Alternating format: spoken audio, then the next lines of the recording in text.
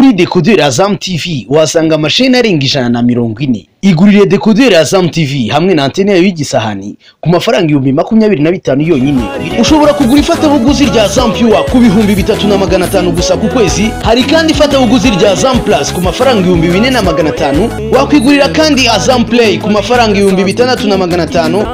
Mwaduhamagara kuri 0728502002. Azam TV, imyidagaduro kuri bose.